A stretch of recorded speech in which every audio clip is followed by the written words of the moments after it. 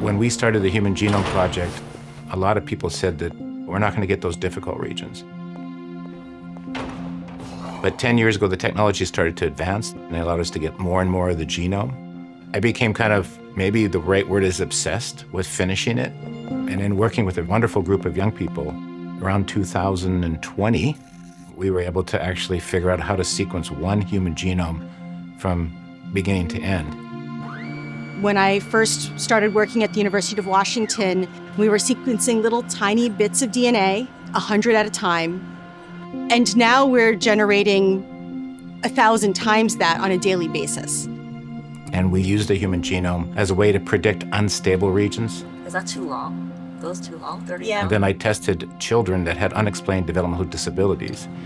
And we discovered about a dozen new genetic causes of intellectual disability, autism, and epilepsy doing that type of work. For many families, actually understanding why their child has this developmental disability is actually very, very, very satisfying for them. It gives them a reason why.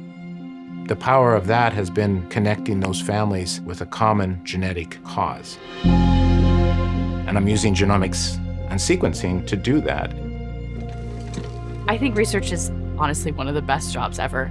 You know, as basic scientists, we are at that forefront of medicine. And there's some hints, not proofs yet, that we can explain more of the genetics of autism by completely understanding these difficult regions. You have to unpack the complexity if you're going to come up with solutions.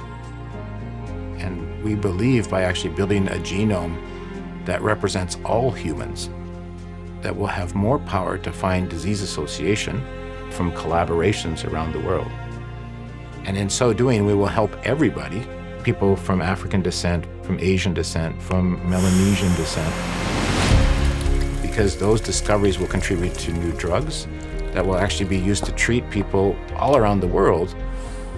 The stuff that we do in this lab, while it may not directly impact a patient tomorrow, right, like what a surgeon would do, reality is that 5 years from now, the discoveries we make in this small space will directly impact patients.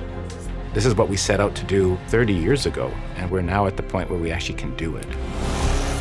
We just hope that we can continue to do that work, because when people are going to be tested for risk for cancer, for risk for disease, you're going to need the complete sequence information. One human genome is not enough. 1,000 is probably not enough. And we're at 300 right now. And we're moving forward to get to 500 next year.